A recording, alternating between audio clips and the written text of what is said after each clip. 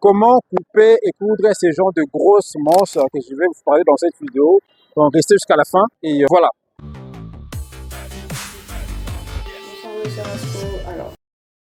Bienvenue sur Fashion Academy, mon nom est Souras Oded. Ici, je vous apprends à couper et à coudre depuis la maison. Je tiens à vous annoncer que nous avons organisé une nouvelle session de cours en ligne partout dans le monde, que vous soyez aux États-Unis, au Cameroun. Cette formation est pour vous. Écrivez-nous sur WhatsApp, sur la fiche qui est juste là. Vous nous écrivez, on va échanger et on va étudier ensemble. Dépêchez-vous car classe s'y prennent déjà. C'est parti pour la vidéo. Alors, voici quelques matériels dont vous aurez besoin pour ces tutoriels. Ce qui est en blanc là-bas, c'est les thermocollants durs. Vous aurez besoin du pagne et les satins en rose là. Voilà. Donc, comme les thermocollants est dur, j'ai préféré couper, tracer la manche sur ces thermocollants. Après, on va justement décalquer sur les tissus et ça sera facile. Donc, ici, en fait, il n'y a pas une mesure juste qui peut varier de chez moi comme chez vous. Non. Vous pouvez réserver une grosse partie des thermocollants et puis vous coupez. Mais si chez moi, j'ai coupé un thermocollant 30 sur 30. Ok, c'est pratiquement 30 sur 30. Après, je trace comme la manche normale de tous les jours. Ok, la forme normale de tous les jours. Mais seulement ici, ça devient très grande. Elle devient très longue. C'est ça juste le truc. Elle devient très longue. Et après, qu'est-ce qu'on va faire? On va justement créer des fronces tout au bout de la forme là, de la manche. Et c'est ça qui va donner en fait la manche bouffante. Ça va gonfler au niveau des épaules. C'est ça en fait la stratégie. Donc une fois que vous faites ça, comme vous pouvez le voir là, ça va créer des fronces et ça va devoir gonfler. Mais si vous ne mettez pas les thermocollants, ça peut gonfler, mais ça ne va pas rester debout. Ok? Si vous voyez que ma manche à moi elle est debout, c'est justement parce qu'il y a les thermocollants durs. Voilà. Donc ce que je fais, je prends les thermocollants comme je vous l'ai dit, je décalque sur le tissu. Je vais couper tout doucement et voilà. Normalement, il faut mettre les effinettes pour que les tissus ne puissent pas trop bouger sur les thermocollants.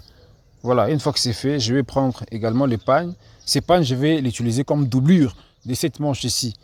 Mais ce n'est pas vraiment doublure, mais ça apporte de la touche, de la valeur, disons, de la beauté, okay, de l'esthétique. Parce que comme la manche gonfle, comme la manche elle est un peu grande, même quand vous marchez, on peut voir l'intérieur et on voit le pagne et ça donne vraiment une certaine beauté. Voilà. Une fois que c'est fait, vous allez passer à la machine. Ce que vous faites ici, vous allez assembler la partie doublure et la partie vêtements et les thermocollants. Donc vous allez thermocoller d'abord sur la partie doublure et puis vous attachez endroit contre endroit, n'est-ce pas? Puis vous piquez à l'envers. Mais les thermocollants doivent être en bas, il doit être thermocollé, il doit être enfin repassé. À la base, je devais repasser. Pendant que je le faisais, il n'y avait pas du courant, donc j'ai dû repasser par après. Voilà, vous allez piquer vers les bas là-bas 1 cm, tout droit, d'accord? Il faut toujours soigner la couture, elle doit être bien droite. Une fois que c'est fait, vous allez prendre en même temps l'autre manche de l'autre côté. Et bien, vous piquez toujours à 1 cm, tout doucement, il n'y a pas à se précipiter. D'accord? La couture, c'est la rapidité, mais en même temps, prendre son temps. Il ne faut pas être rapide, après vous faites c'est sale. Non, il faut prendre votre temps, mais vous serez quand même apte à aller vite. Voilà. Une fois que c'est fait, vous allez devoir retourner votre tissu et puis vous les pliez à 1 cm. Ok? Vous pliez à 1 cm et puis vous allez juste surpiquer vers le haut pour pouvoir bloquer ça. Vous voyez les résultats un peu. J'ai dû faire ça parce que c'est beau en fait. Et puis ça bloque la doublure de manière très très perspicace. Voilà, une fois que c'est fait, vous allez devoir piquer votre manche. Ok? Vous allez assembler, je veux dire, comme vous allez piquer au niveau de sous-bras là-bas, vous piquez à 2 cm environ. Là, je vous ai dit, il n'y a pas de mesure. Ok? Vous pouvez réserver une grande partie dessus de manière à ce que votre manche soit grande. Chez moi, je vous ai dit, j'ai pris 30 sur 30. Et quand j'ai piqué, il me reste pratiquement voilà, 28, quelque chose comme ça. Une fois que c'est fait, vous allez retourner votre manche à l'envers parce que c'est du rose là, que c'est ça l'endroit. Et vous voyez que l'envers est là, c'est en pagne, etc. Mais j'insiste sur le fait qu'il faut repasser. Voilà. Une fois que c'est fait, vous allez devoir cranter au milieu pour pouvoir repérer les milieux de la manche afin de ne pas se perdre. Une fois que vous trouvez les milieux de la manche, vous allez devoir créer des petites fronces. Ok? Des petites fronces de manière à donner la forme de la manche.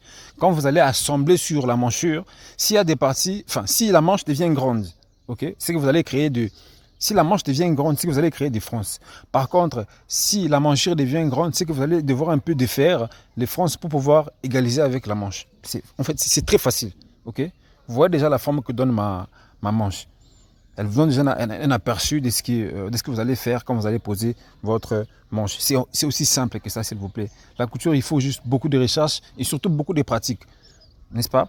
Beaucoup de pratique et plus vous faites ça, vous allez voir que ça va venir de soi. Voilà. Donc là, j'assemble un tout petit peu. J'ai créé des fronces à partir de la machine parce qu'il y a aussi une technique qu'on peut créer des fronces à partir des faux filets. Ok, vous faufilez avec l'aiguille à la main et puis vous allez devoir assembler après. Mais je trouve que elle est un peu lente.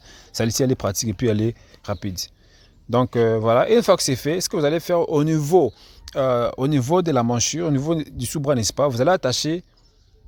Enfin, je vais dire au niveau des aisselles parce que là, c'est plus pratique. Au niveau des aisselles, vous allez assembler juste là avant d'aller plus loin. Vous allez assembler là, vous piquez, enfin vous bloquez, ok? Vous assemblez les deux parties, manche et manchure, au niveau des aisselles.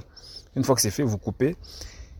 Voilà. Donc là, ça nous donne une idée sur comment on va devoir poser notre manche. Comme je vous ai dit, il y a les milieux de la manchure et les milieux de la manche. Au milieu de l'épaule là, vous allez assembler les deux en même temps. Puis vous commencez à piquer, ok? Comme je vous ai dit, si la manche elle est grande, ok? C'est qu'il faut devoir régler de manière à ce que ça puisse s'égaliser avec la manchure. Si la manchure elle est grande, vous allez ouvrir un tout petit peu les fronces pour que ça puisse s'égaliser.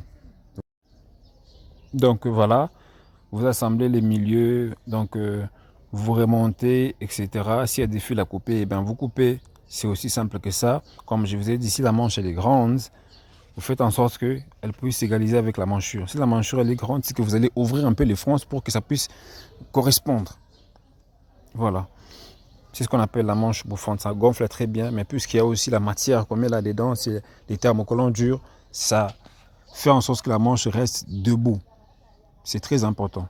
Il faut toujours connaître les matériels qu'on met dans les vêtements. Parce que beaucoup de gens posent la question, comment faire les vêtements compliqués? Comment couper les vêtements compliqués? En fait, il n'y a rien de compliqué, seulement ce qu'on met dans les vêtements, c'est ça qui rend différent les vêtements que vous faites et ce que les autres font.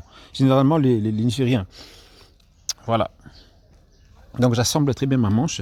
J'ai fait en sorte que ça puisse s'égaliser à manchotte comme la manche. Et ce qui dépasse là-bas, ce qui fait que la manche soit sale, je vais devoir un peu couper avec mon ciseau. Et voilà le résultat. Le résultat est très propre. Tel est le rendu. Vous voyez comment est-ce que mes manches sont bien debout. C'est parce qu'elle est thermocollant. Ok? C'est parce qu'elle est thermocollant. Et nous sommes allés tout doucement. Bon courage.